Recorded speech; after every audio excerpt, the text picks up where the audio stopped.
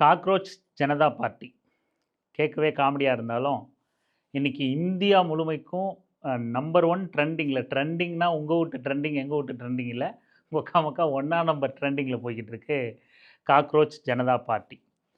என்னடா இது திடீர்னு இவ்வளோ மில்லியன் ஃபாலோவர்ஸ் வருது, இப்படி எல்லாரும் வந்து hour by hour minute by minute எத்தனை ஃபாலோவர்ஸ் வந்துருச்சு எத்தனை ஃபாலோவர்ஸ் வந்துருச்சு அப்படின்னு சொல்லிட்டு செக் பண்ணிவிட்டு அதுக்குள்ளே பாரு இவ்வளோ வந்துருச்சு அப்படின்னு சொல்லி பார்த்துட்டு இருக்கும்போது என்ன இது அப்படின்னு சொல்லிட்டு நம்ம முதல்ல ஏதோ போயிட்டுருக்கு அப்படின்னு இருந்தால் ரொம்ப சீரியஸாக வந்து இது வந்து ட்ரெண்ட் ஆகிட்டு இருக்கு.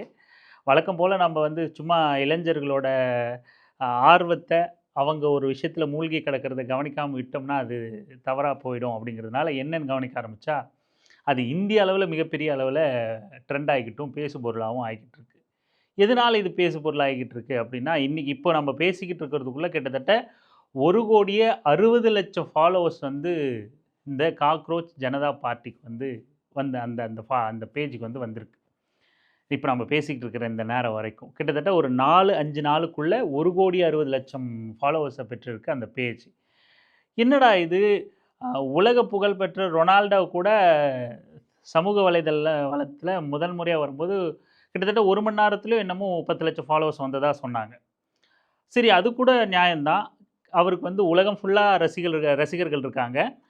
திடீர்னு சமூக வலைதளத்தில் இல்லாத ஒரு நபர் வந்து சமூக வலைதளத்தில் வரும்போது அவரோட டெய்லி ரொட்டீன் என்ன, அவரோட பர்சனல் என்ன, அவரோட பழக்க வழக்கம் என்ன அப்படின்னு பார்க்க தெரிஞ்சுக்க ஆர்வ மிகுதியில் அவரை தெரியும். திடீர்னு வந்திருக்காருன்னே உலகம் ஃபுல்லாக உள்ள இளைஞர்கள் வந்து ரசிகர்கள் வந்து ஃபாலோ பண்ணுறாங்க. அப்போது 1 மணி நேரத்தில் 10 லட்சம் ஃபாலோவர்ஸ் அப்படிங்கிறது வந்து அது ஏற்கக்கூடியது தான். ஏன்னா அதுக்கு பின்னாடி ஒரு உழைப்பு இருக்குது. அவர் அதுக்கு பின்னாடி அவரோட உழைப்புலையும் விளையாட்டுலேயும் வசீகரத்துலேயும் வந்து அவ்வளோ கோடிக்கணக்கான ரசிகர்களை ஈர்த்து வச்சுருக்காரு. சரி, நியாயம் பார்க்கலாம். திடீர்னு காக்ரோச் ஜனதா பார்ட்டின்னு சம்மந்தமே இல்லாமல் எதுவுமே இல்லை, வெறும் பேரை வச்சு கோடிக்கணக்கில் ஃபாலோவர்ஸை ஈட்டிக்கிட்டு இந்தியா முழுமைக்கும் பேசு பொருள் ஆகிக்கிட்டு இருக்கே அப்படின்னா ஒன்றுமே புரியல நமக்கு. அப்புறம்தான் அதை பற்றி முழுமையாக தெரிஞ்சுக்கணும் அப்படின்னும் போது தேடும்போது தான் தெரியுது இது சும்மா காட்சிக்கும் வந்து ஏதோ போகிற போக்கில் இளைஞர்கள் வந்து இது பண்ணலை. ரொம்ப தெளிவாக கிட்டத்தட்ட இது இப்போ ஆளுகின்ற இந்திய பாஜக அரசுக்கு எதிரான ஒரு அலையாக வீசிக்கிட்டு இருக்கு அப்படிங்கிறத நம்மளால் புரிஞ்சுக்க முடியுது. கடந்த இதே மே மாதத்தில் ஒரு வாரத்துக்கு முன்னாடி இந்த இந்தியாவோட உச்ச நீதிமன்றத்தோட தலைமை நீதிபதி திரு மாண்புமிகு சூரியகாந்த் அவர்கள் வந்து ஒரு வழக்கில் ஒரு கருத்தை சொல்கிறார். ஒரு ஒரு போலி பட்டய வழக்கில். அந்த வழக்கில் அவர் கருத்து போகிற போக்கில் என்ன சொல்கிறார் அப்படின்னா, இன்றைக்கி வேலைவாய்ப்பற்ற இளைஞர்கள் எந்த வேலையும் செய்ய முடியாமல் இந்த மாதிரி கரப்பாம்பூச்சி மாதிரி ஊடுருவிக்கிட்டு இருக்காங்க அப்படின்னு ஒரு மாதிரி இளைஞர்களை, வேலை இல்லாத இளைஞர்களை இழிவுபடுத்துகிற மாதிரி ஒரு கருத்தை சொல்கிறார். இன்னும் எக்ஸாக்டாக அவரோட வார்த்தையை நம்ம சொல்லணும் அப்படின்னா, வேலை இல்லாமல் எந்த தொழிலும் செய்ய தகுதியற்ற சில இளைஞர்கள் கரப்பான் பூச்சிகளைப் போல எல்லோரையும் தாக்கத் தொடங்குகிறார்கள் என இந்திய தலைமை நீதிபதி வந்து சூரியகாந்த் அவரை வந்து கருத்து தெரிவிக்கிறார். There are youngsters like cockroaches. They don't get any employment. They don't have any place in profession. Some of them become media. Some of them become social media. Some of them become RTI activists. Some of them become another activists, and they start attacking everyone. And you people file content petition because High Court is not taking up the matter. As if there are already parasites in society. You attack you people. You attack the system, and you want to join hands with them. I understand.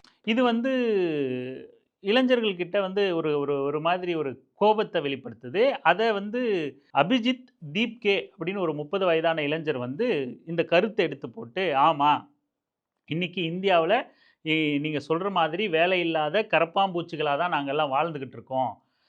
கரப்பாம்பூச்சி எப்படி மிதிக்க உயிரோடு திரும்பி வந்துக்கிட்டு இருக்கோமோ, இந்த ஆட்சியில் எங்களுக்கு வேலையில்லாத திண்டாட்டத்தை கொடுத்து எங்களை வாழ முடியாத நிலைக்கு நீங்கள் எடுத்துகிட்டு போய் மிதித்து வச்சாலும் நாங்கள் வேறு வழி இல்லாமல் சர்வைவ் பண்ணிக்கிட்டு இருக்கோம் கரப்பாம்பூச்சி மாதிரின்னு.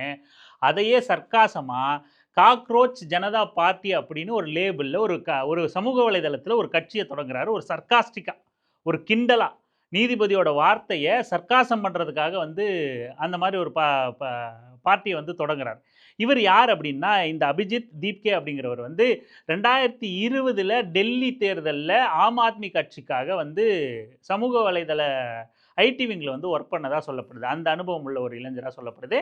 ஆனாலும் இவர் வந்து இந்த மாதிரி பாரதிய ஜனதா கட்சியோட இந்த இந்த மக்கள் விரோத போக்கை எல்லாம் கொஞ்சம் இந்த அரசியலெல்லாம் கவனிச்சுட்டு வந்து அந்த அரசியலை கண்டிக்கிற விதமாகவும் இவரோட மாண்புமிகு தலைமை நீதிபதி அவர்களோட அந்த வார்த்தையிலிருந்து வந்து இப்படியாத்தான் நாங்களும் இருக்கோம் அப்படின்னு சொல்லிட்டு அதை சர்க்காசம் பண்ணுற மாதிரி அதே பேரில் பேஜை ஓப்பன் பண்ணுறாரு.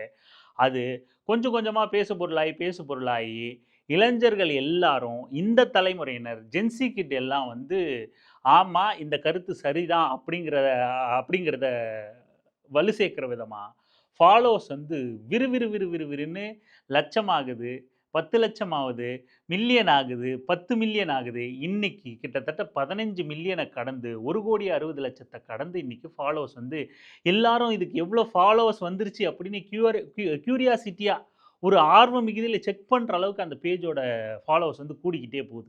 இங்கே பாரம்பரியம் மிக்க கட்சிகள், இன்னும் சொல்லப்போனால் பாரதிய ஜனதா கட்சி வந்து ஐடி விங்கில் ரொம்ப ஸ்ட்ராங்கு, பொய் செய்திகளை பரப்புறதுல ரொம்ப வலுவானவங்க, வாட்ஸ்அப் குரூப்பில் ஆயிரக்கணக்கான மெம்பர்களை வச்சு வாட்ஸ்அப் குரூப்புகள்லாம் வச்சுக்கிட்டு இருப்பாங்க, மிக வலுவான ஐடி விங் கட்டமைப்பு கொண்டது பாஜக அப்படின்னு சொல்லப்படுற அந்த 11 ஆண்டுகளுக்கு மேலே ஒரு ஆளுகின்ற பாஜக அரசு சமூக வலைதள பக்கத்தை மெயின்டைன் பண்ணி கிட்டத்தட்ட 8-8.5 லட்சம் ஃபாலோவர்ஸை வச்சுட்டு இருந்த அந்த பேஜை ரொம்ப சர்வசாதாரணமாக 2-3 நாட்கள்லேயே அந்த இந்தியாவை ஆளுகின்ற பாரதிய ஜனதா கட்சியோட பேஜை மிஞ்சுற அளவுக்கான ஃபாலோவர்ஸை இந்த காக்ரோச் ஜனதா பார்ட்டி வந்துருக்கு.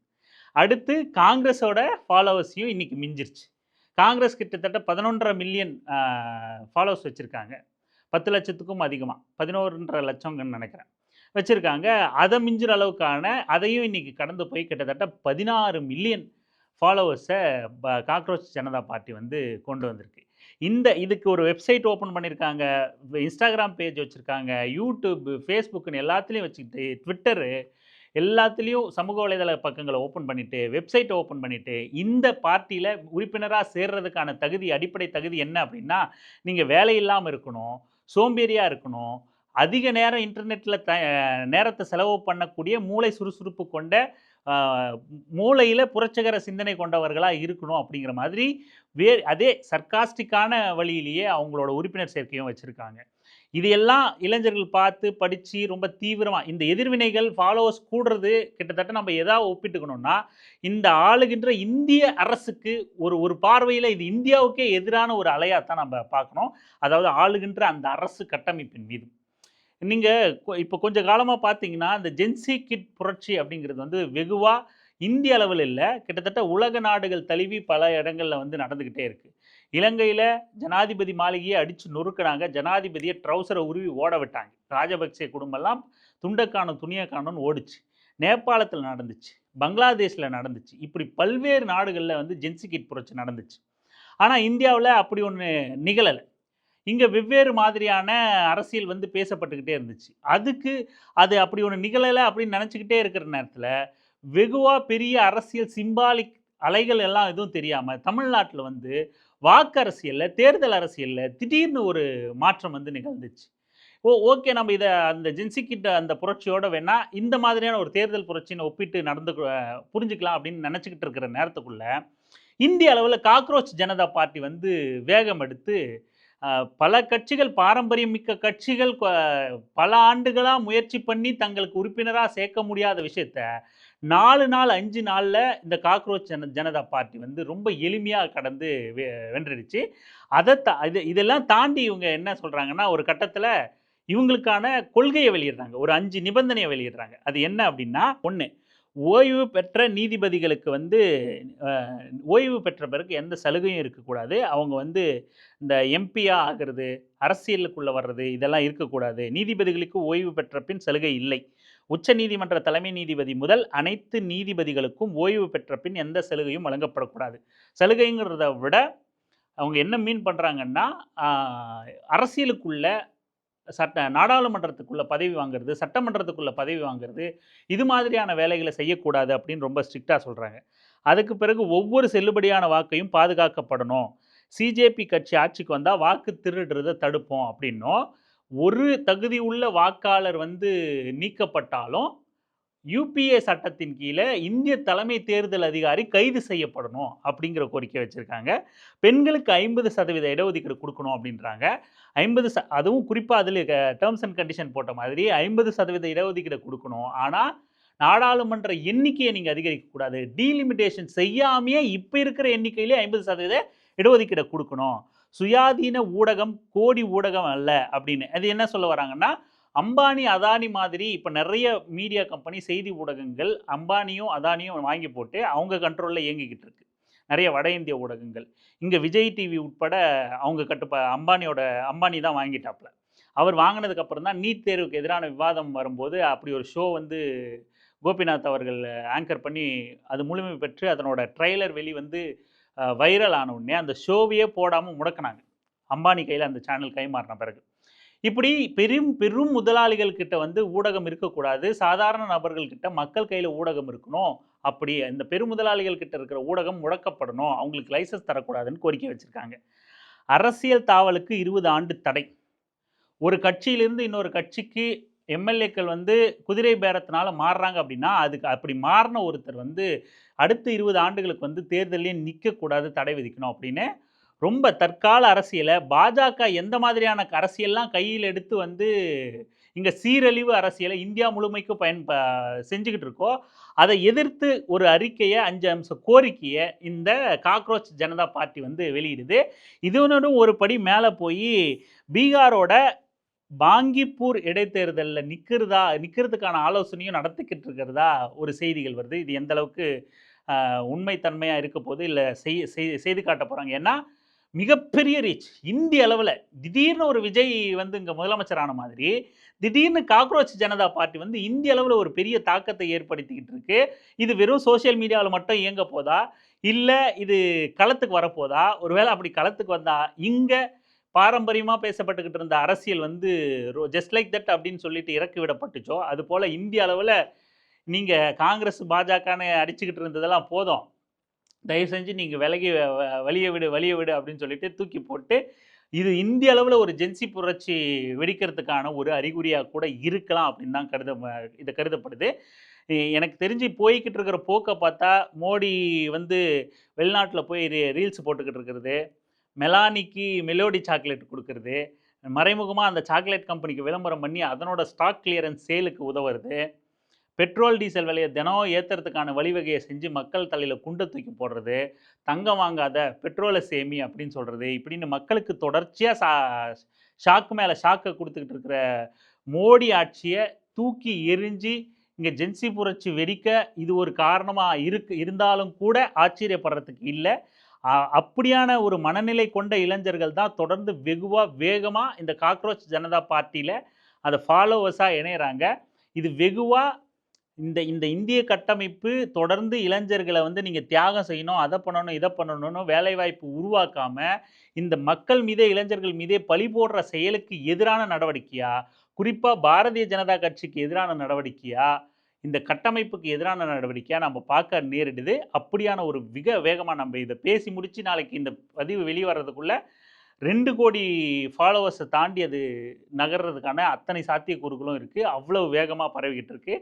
அதை தொடர்ந்து சிஜேபி, அதாவது cockroach Janata party Tamil Nadu, cockroach Janata party Kerala, cockroach Janata party கர்நாடகான்னு ஸ்டேட்டுக்கு ஐடி கிரியேட் பண்ணி ஃபாலோவர்ஸை ஏற்றிக்கிட்டு இருக்கு ஒரு பக்கம். அது அவங்களே பண்ணுறாங்களா, தனித்தனி கூட்டங்கள் வேறு தனியாக பண்ணுது.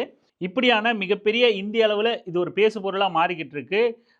இவங்க திமுக எம்பி கனிமொழி அவர்கள் கூட இதை நம்ம சாதாரணமாக கடந்து போயிடக்கூடாது, இது பூச்சி பிரச்சனை இல்லை, காக்ரோச் பிரச்சனை இல்லை, 4 நாளில் 1,50,00,000 இளைஞர்கள் பதிவு செய்துள்ளனர், இது சாதாரண பூச்சி பிரச்சனை இல்லை, இந்த நாடு ஏதோ சொல்ல முயற்சிக்கிறது, அதை நாம் கேட்க வேண்டும் அப்படின்னு திமுக எம்பி மரியாதைக்குரிய கனிமொழி அவர்கள் வந்து பதிவு போட்டிருக்காங்க. உண்மையிலே இதை நம்ம இப்படி தான் பார்க்க வேண்டியது இருக்குது. ஏன்னா ரொம்ப சாதாரணமாக நம்ம இது ஏதோ விளையாட்டு பசங்க விளையாட்டாக பண்ணுறாங்க அப்படின்னு கடந்து போயிட முடியாது.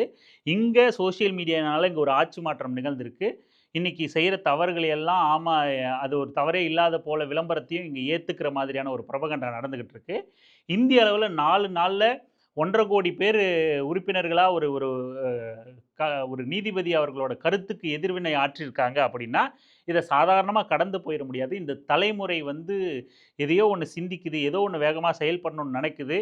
இந்த இளம் தலைமுறை வந்து இந்த சிஸ்டம் கிட்ட ஏதோ எதிர்பார்க்குது. அதை சரியாக அறிஞ்சு செயல்படலை அப்படின்னா நிச்சயம் வந்து மற்ற நாடுகளில் ஏற்பட்ட அந்த இளம் தலைமுறையினோட அந்த எழுச்சி வந்து நிச்சயம் இங்கே எழுறதுக்கு கூட வாய்ப்பு இருக்குது அப்படின்னு தான் நம்ம கருதுகிறோம்.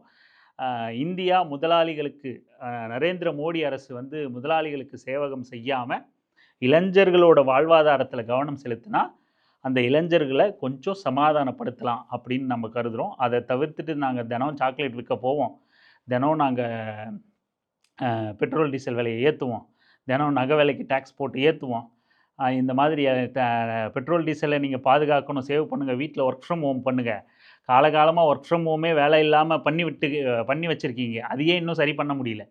ஏற்கனவே லாக்டவுன் 2020 கொரோனாவில் பண்ண ஒர்க் ஃப்ரம் ஹோமுக்கே இன்னும் விடிவு கிடைக்காம இருக்குது. இதுக்கு எல்லாம் தீர்வு கொடுக்காம தொடர்ச்சியாக விளம்பரங்கள் மூலமாக ஏமாற்றிக்கிட்டு இருக்கிற அரசுக்கு அதே மீடியத்தின் மூலமாக இந்த இளைஞர்கள் இளம் தலைமுறையினர் பதிலடி கொடுத்துக்கிட்டு இருக்கிறதா தான் நம்ம இதை பார்க்க வேண்டியது இருக்குது, கவனிக்க வேண்டியது இருக்குது. இளம் தலைமுறையோட அரசியலை கூர்ந்து கவனிக்க வேண்டிய தேவை இருக்குது. அவர்களோட குரல்களை நம்ம காது கொடுத்து கவனிக்க வேண்டிய தேவை இருக்குது. அப்போ தான் வந்து இந்த நாட்டுக்கான நலனை நோக்கி, குறிப்பாக நம்ம இந்தியாவாக பார்த்தா இந்திய நாட்டுக்கான நலனை நோக்கி நகர முடியும். நம்ம தமிழ்நாட்டையும் நம்ம இந்த இளைஞர்களை கூர்ந்து கவனிப்பதன் மூலமாக தான் தமிழ்நாட்டையும் அடுத்த கட்டத்துக்கான வேலை திட்டம் என்ன செய்யலாம் அப்படிங்கிறதுக்கான முடிவுக்கே நம்ம நகர முடியும். பார்ப்போம் எங்கே போய் முடியுது இந்த காக்ரோச் ஜனதா பார்ட்டின்னு ஒரு பக்கமும், பேரசைட் ஜனதா பார்ட்டின்னு இன்னொரு பக்கமும். அதுக்கு இவங்களுக்கு எதிராக உடனே சமூக வலைதளங்களில் எதிர்வினையாற்றுறாங்க. இவங்க இந்த மாதிரியான கோரிக்கைகள்லாம் வைக்கவே, அதாவது நீதிபதி அவர்களோட கருத்துக்கு எதிர்கருத்து வைக்கிறாங்க, நீதிபதிகளுக்கு சலுகை கொடுக்கக்கூடாதுங்கிறாங்க, கட்சி மாறக்கூடாதுங்கிறாங்க. இப்படியான கிட்டத்தட்ட இது வந்து முற்போக்காக தான் நம்ம பார்க்க முடியும். இதில் சின்ன சின்ன குறைகள் நம்ம பார்த்தாலும் கூட இது முழுக்க இப்போ தற்கால அரசியலில் உள்ள பிரச்சனையாக தான் பார்க்க முடியும். அதுக்கு எதிர்வினையே இது போய் பரவிடக்கூடாதுன்னு அப்படியே இதுக்கு எதிர்வினை ஆற்றுற மாதிரி சமூக வலைத்தளத்தில் பேரசைட் ஜனதா பார்ட்டி அப்படிங்கிற ஒன்று கிரியேட் பண்ணி அது ஒரு பக்கம் போய்கிட்டு இருக்கு. இப்போ காக்ரோச் ஜனதா பார்ட்டியா பேரசைட் ஜனதா பார்ட்டியா அப்படின்ற ஒரு பக்கம் போயிட்டுருக்கு.